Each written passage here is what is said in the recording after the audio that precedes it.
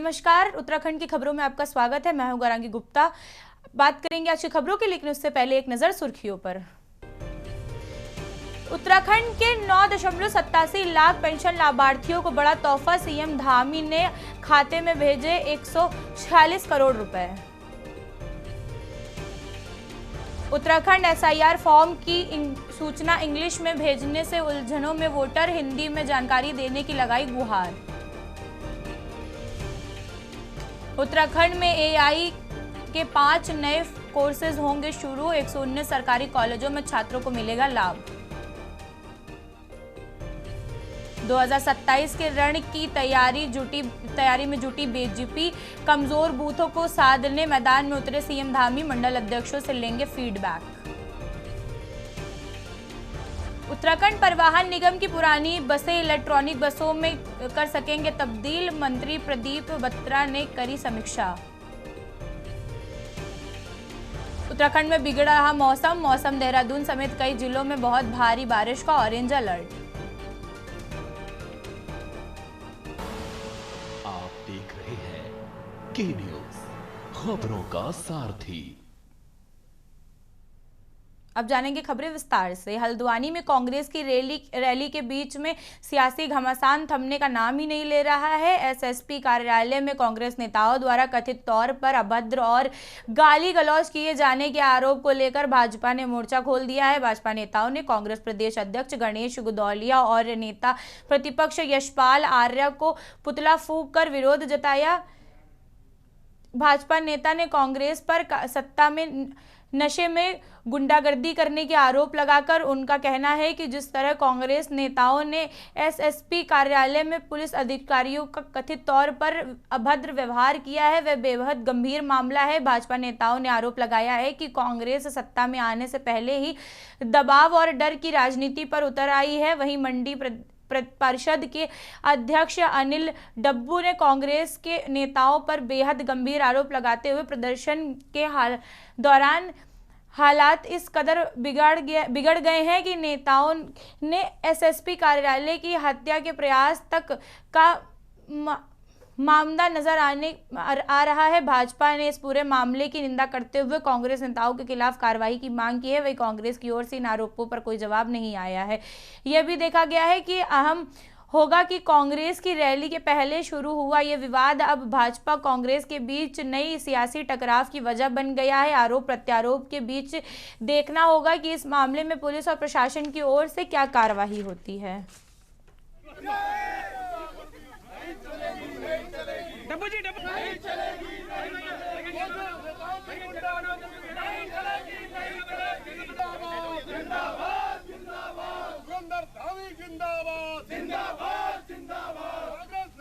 गुंडागर्दी नहीं चलेगी, नहीं चलेगी। कांग्रेस नेताओं की गुंडागर्दी नहीं चलेगी, नहीं चलेगी। लोकतंत्र जिंदाबाद, जिंदाबाद, जिंदाबाद। लोकतंत्र जिंदाबाद। कांग्रेस नेताओं की गुंडागर्दी नहीं चलेगी, नहीं चलेगी।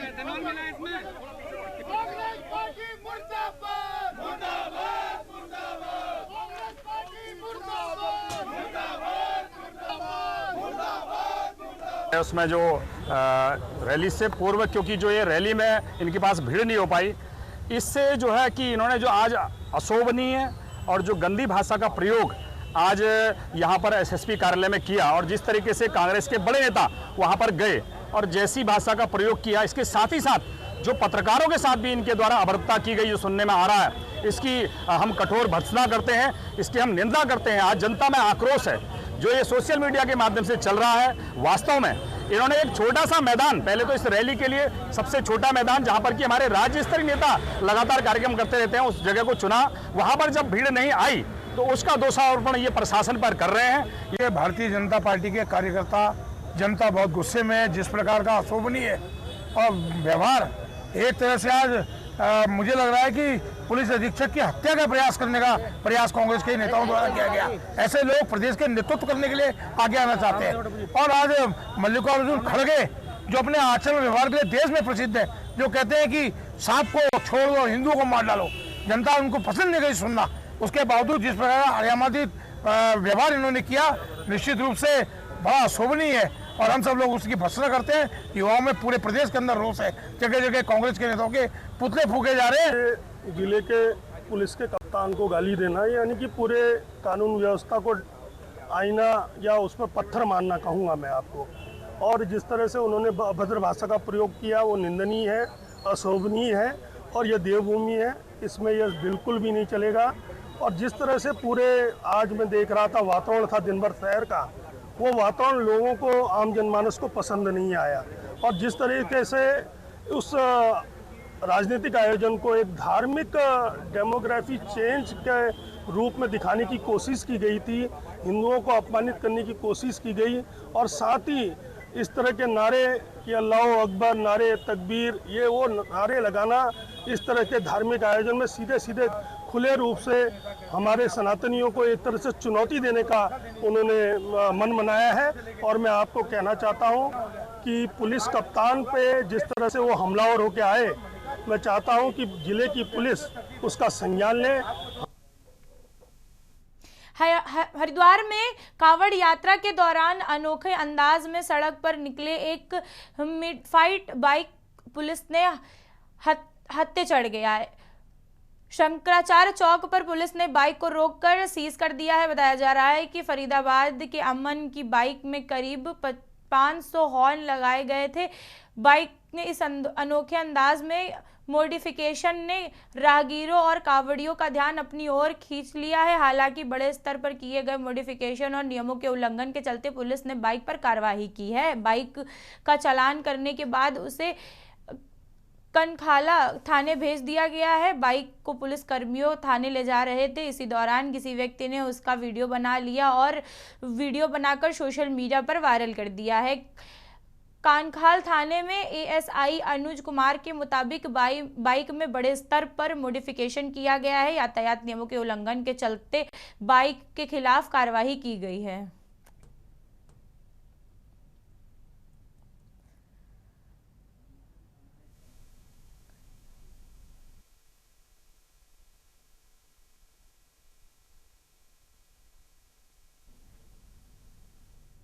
विकासनगर में जहां प्रेम नगर क्षेत्र में टॉस नदी पर बने नाद की पुलिस चौकी पुलिया पर एप्रोच रोड धंसने के मामले में धामी सरकार पर बड़ी कार्यवाही की मांग की गई है।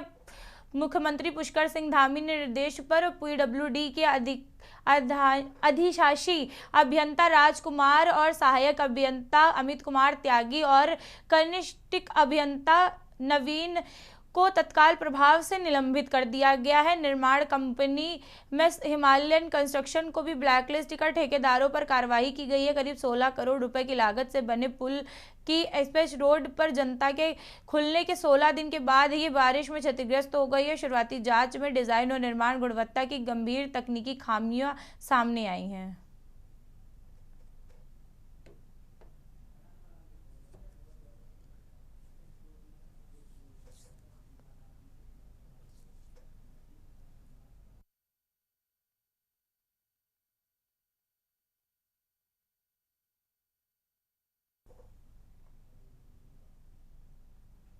विकासनगर उत्तराखंड वक्फ बोर्ड के अध्यक्ष शादाब शम्स ने वक्फ बोर्ड संपत्ति पर अवैध कब्जे करने वालों के खिलाफ जल्द कार्रवाई की चेतावनी दी है।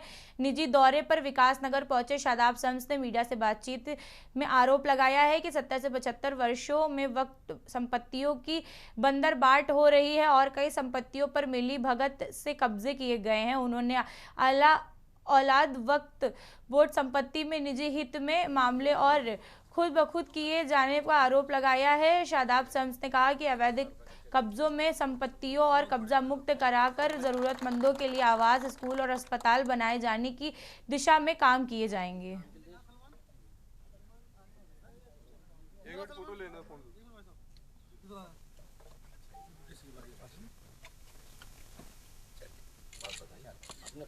जो माने विधायक जी ठीक है। ये हम लोग तो वैसे भी कहीं आपके नॉलेज में आता करते हैं आप? प्रशासन से भी मैं इमीडिएटली करता हूँ, जहाँ पहुँचाते हैं, ठीक है।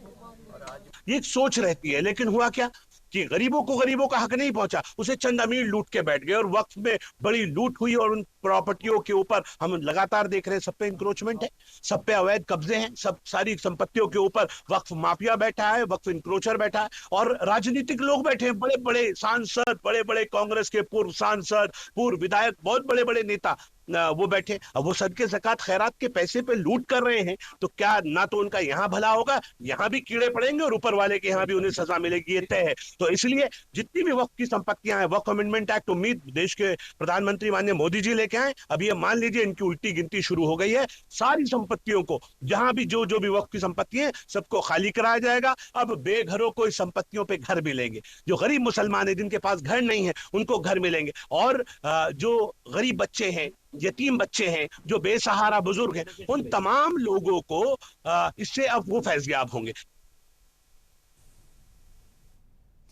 खबर देहरादून से है, जहां राष्ट्रीय दृष्टि दिव्यांग जन सशक्तिकरण संस्थान के छात्र छात्राओं का विभिन्न मांगों को लेकर प्रदर्शन 5वें दिन भी जारी रहा। छात्रों का आरोप है कि संस्थान में स्थायी निर्देश न होने के कारण उनकी समस्याओं का समाधान नहीं हो पा रहा है। छात्रों के डिस्पेंसरी में कथित दुर्व्यवहार की शिकायत भी है। इसके अलावा हॉस्टल के खाने की गुणवत्ता और किताबों के बढ़ते दामों को लेकर भी छात्रों में नाराजगी है। छात्रों का कहना है कि कई बार लिखित शिकायत देने के बावजूद तक कोई ठोस कार्रवाई नहीं की गई है। वहीं राज्यसभा सांसद ने छात्रों से जल्द बातचीत कर केंद्र सरकार के हर संभव मदद दिलाने का भरोसा जताया है।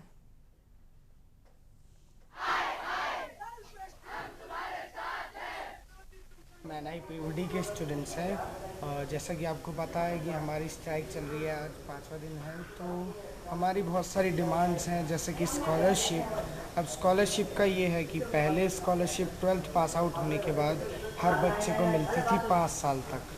अब पिछले 2 या 3 सालों से वो स्कॉलरशिप बंद कर दी गई है मिनिस्ट्री द्वारा, और उनका ये कहना है कि बच्चों को NSP मिल रही है। अब NSP में हर स्टेट के अलग अलग फंड्स होते हैं जिससे वो लोग स्कॉलरशिप देते हैं कहीं ना कहीं, तो वो चीज़ें कहीं ना कहीं वर्क नहीं कर रही हैं और हर कोई बच्चा इसके लिए एलिजिबल भी नहीं है। आपने कहा है, मेरी जानकारी में विषय नहीं है, मैं इसकी पूरी जानकारी करूंगा और ये प्रयास भी करूंगा कि मैं बच्चों से बात करने वहां जाऊं, और जैसा विषय होगा फिर उसकी केंद्र सरकार से और सामाजिक न्याय मंत्रालय से बात करके बच्चों को न्याय दिलाने का काम करेंगे। लश्कर से है, जहां सुल्तानपुर क्षेत्र में पंचलेश्वर महादेव मंदिर पंचवली में सेवादारों के साथ मारपीट और गाली गलौज का वीडियो सोशल मीडिया पर वायरल हो रहा है। सोशल मीडिया में वायरल वीडियो में एक व्यक्ति सेवादार के साथ मारपीट करता हुआ दिखाई दे रहा है। आरोप है कि मारपीट करने वाला व्यक्ति मंदिर कमेटी का तथाकथित अध्यक्ष है, जो पहले भी मंदिर कमेटी को लेकर चर्चाओं में बना रहता है। वायरल वीडियो में आने वाले मामले के बाद ये मामला चर्चा में बना हुआ है।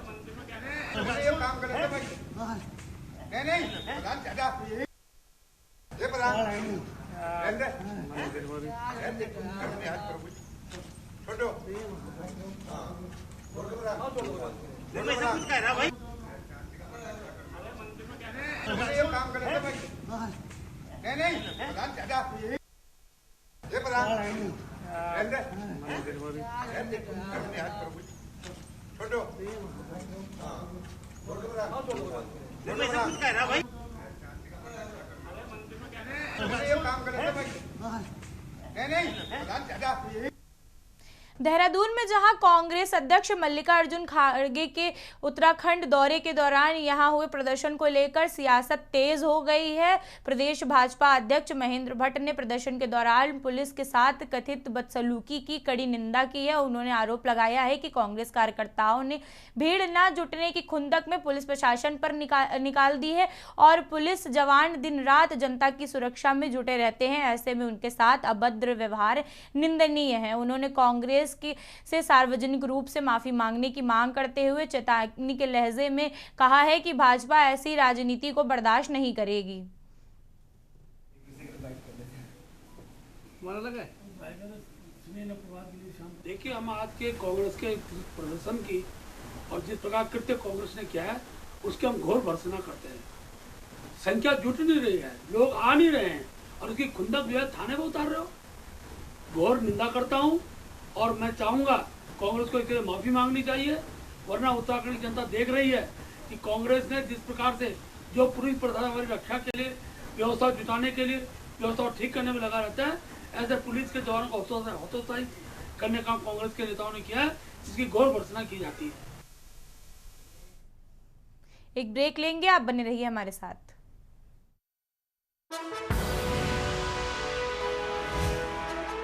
आपदा के बीच ग्रामीणों की मुश्किलें कम होने के बजाय और बढ़ गई हैं।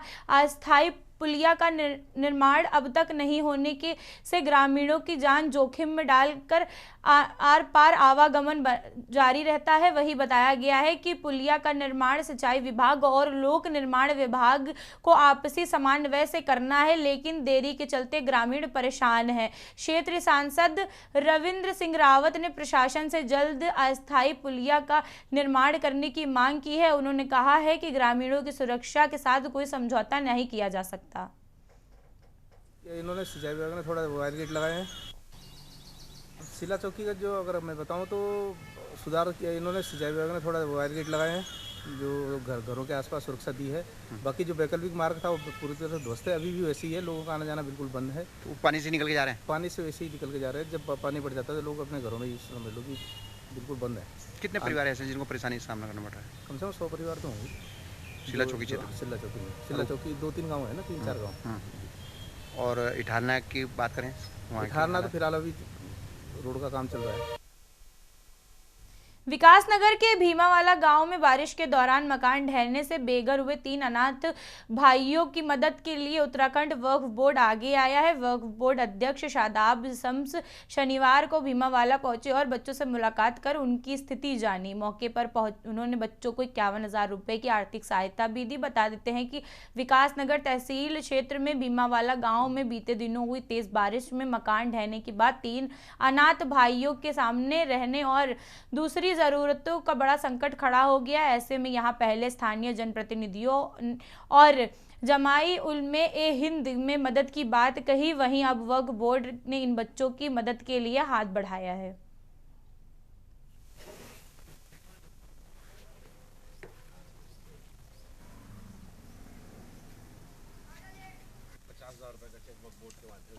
बहुत बढ़िया भाई साहब।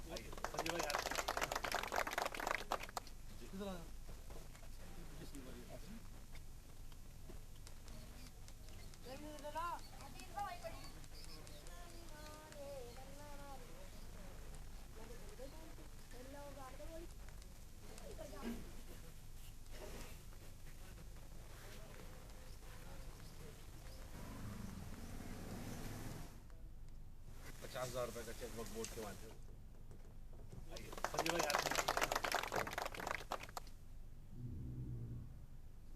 ये बच्चे हैं जिनके माँ बाप नहीं है और इनका घर गिर गया है, कोलैप्स कर गया है बरसात के कारण। तो हमें लगा कि वक्फ बोर्ड सदके ज़कात खैरात के पैसे से चलने वाली संस्था है और इसके ऊपर पहला हक इन्हीं यतीमों का, इन्हीं मजलूमों का है कि जिनको सबसे पहले इसका अधिकार मिलना चाहिए। तो सरकार अपने तौर पे काम करेगी, माननीय विधायक जी ने भी आश्वासन दिया है, वो अपने तौर पे इनकी सहायता कराएंगे, लेकिन वक्फ बोर्ड की भी जिम्मेदारी है, जहाँ कम वहाँ हम। और जो ये यहाँ पे एक बेसहारा परिवार था जिन बच्चों के सिर से माँ बाप का साया उठ गया था और ऊपर से वर्षा के कारण उनका जो आशियाना था वो भी उजड़ गया, तो एक मदद का हाथ सादाब जी के सरपरस्ती में अपने वक्फ बोर्ड ने उठाया। हमारा घर गिरा है 7 तारीख को बारिश आ रही थी और सुबह गिरा, तो मेरे भाई अंदर ही पड़े थे, हम जैसे बाहर निकले वो गिर गया। नैनीताल के डीएसबी कॉलेज में समीप संगम संगम बस्ती में उस वक्त अफरा तफरी मच गई जब एक टीन में अचानक आग लग गई। आग लगने की सूचना मिलते ही दमकल विभाग की टीम मौके पर पहुंची और स्थानीय लोगों की मदद से कड़ी मशक्कत के बाद आग पर काबू पाया गया। गनीमत रही कि हादसे के वक्त कमरे के अंदर कोई मौजूद नहीं था, जिससे एक बड़ा हादसा टल गया। डीएसबी कॉलेज के समीप स्थित लंघम बस्ती में स्थित निजी स्कूल में कार्यरत नरेश के टीन के बने कमरे में अचानक आग लग गई। फिलहाल आग से हुआ नुकसान और आकलन किया जा रहा है।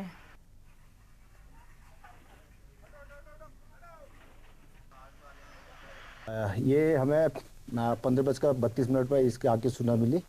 जैसे ही सूचना मिली, मैंने अपने पूरे जवानों को, अपने पूरे दलबल के साथ, अपने वाहनों को साथ लेके और स्वयं मैं अपने यहाँ पर मौके पर आया। हमने ऊपर से रोड से हौज फैला के यहाँ पर देखा कि डीएसबी कैंपस के पीछे की साइड में आग लगी है, जिसे हमने हॉस पाइप के द्वारा और एमएफई से पंपिंग करके आग को बुझाई। किसी प्रकार का कोई जनहानि नहीं हुई। एक टीन शेड है, उसमें संभवतः ये बिजली के मीटर में शॉर्ट सर्किट से आग होना प्रतीत हो रहा है।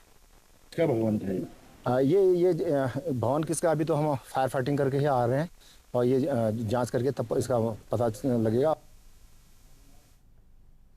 उत्तराखंड की खबरों में बस इतना ही। आप देखते रहिए के न्यूज़ इंडिया। नमस्कार।